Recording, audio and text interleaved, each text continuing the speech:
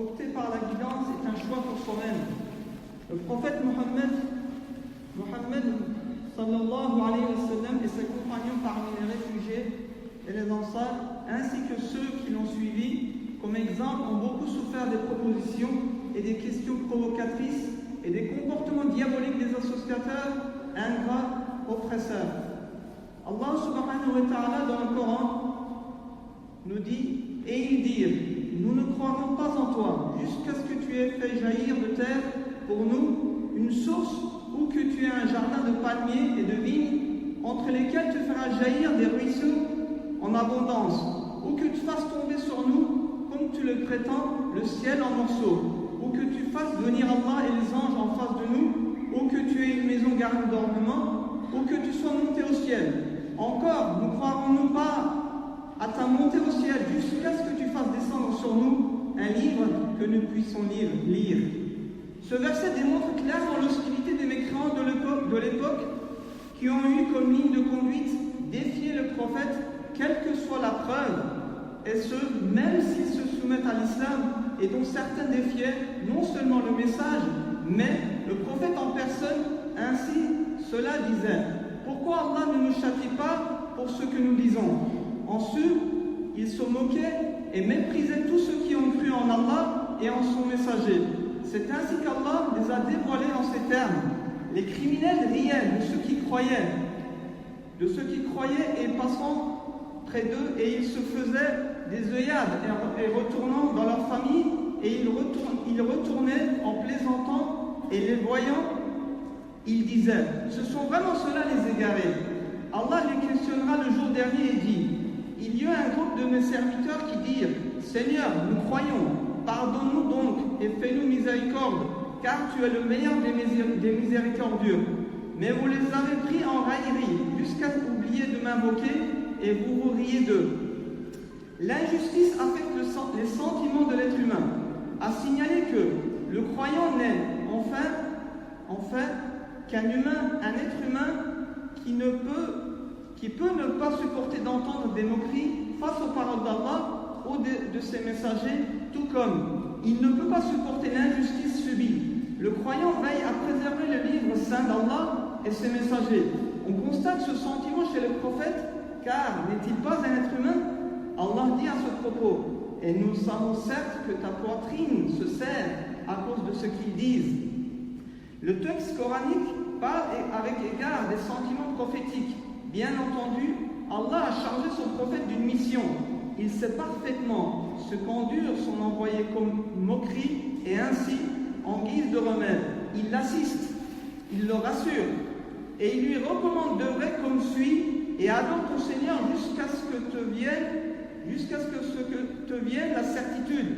Il en résulte que si quelqu'un te cause préjudice par son fait ou son geste, alors glorifie Allah et fais de louange à ton Seigneur miséricordieux, source de clémence et de miséricorde.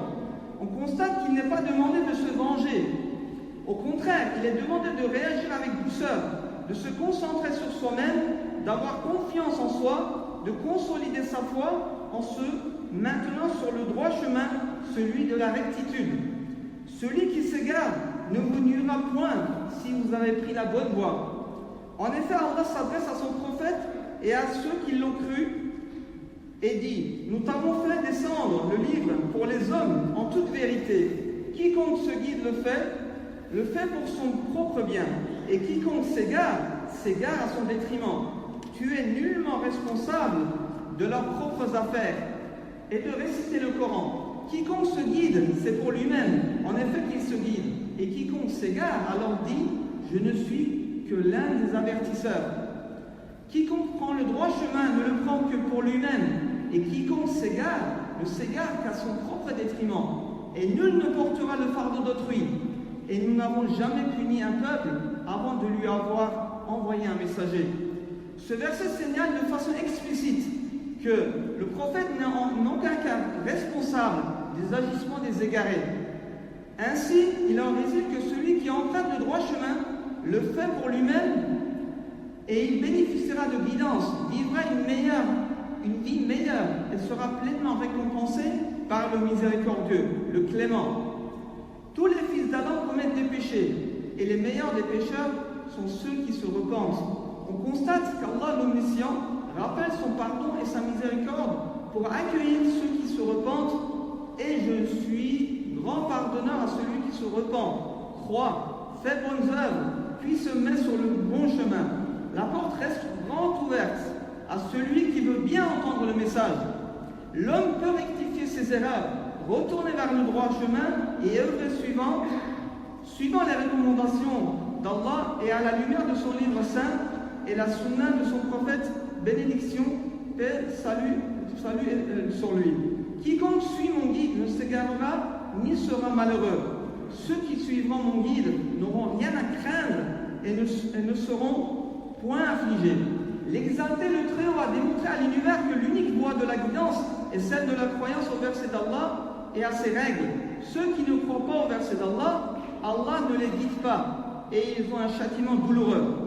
Que signifie la guidance? En fait, la guidance, c'est ce qui permet l'orientation et le succès, l'inspiration, la subsistance, le don et la preuve, comme précisé par Allah dans le Saint-Coran. Et ils diront, louange à Allah qui nous a guidés à ceci. Et Allah l'avait élu et guidé vers un droit chemin. Guide-nous dans le droit chemin. En effet, lorsque tu dis, lors de la récitation, guide-nous, tu dis, Seigneur, maintiens nos cœurs sur la guidance et que tu nous as accordé. Seigneur, ne laisse pas dévier nos cœurs après que tu nous as guidés, que tu nous aies guidés. Et accorde-nous ta miséricorde. C'est toi, certes, le grand donateur. Le comportement des Ansar est celui des Muhajirin et pour nous le meilleur exemple en matière de guidance, portant sur le maintien individuel et collectif, la soumission à la révélation divine et à la référence absolue au prophète de la miséricorde, Mohammed sallallahu alayhi wa sallam. En effet, Ansar et les Muhajirin furent des gens de croyance avec fidélité et sincérité. Ils ont par ailleurs vécu modestement tout en étant satisfaits et soumis à Allah, implorant son pardon et fournissant tant d'efforts pour rattraper tout manquement, tout cela en ayant comme objectif suivre l'exemple du prophète Mohammed sallallahu alayhi wa sallam. Que la paix et la bénédiction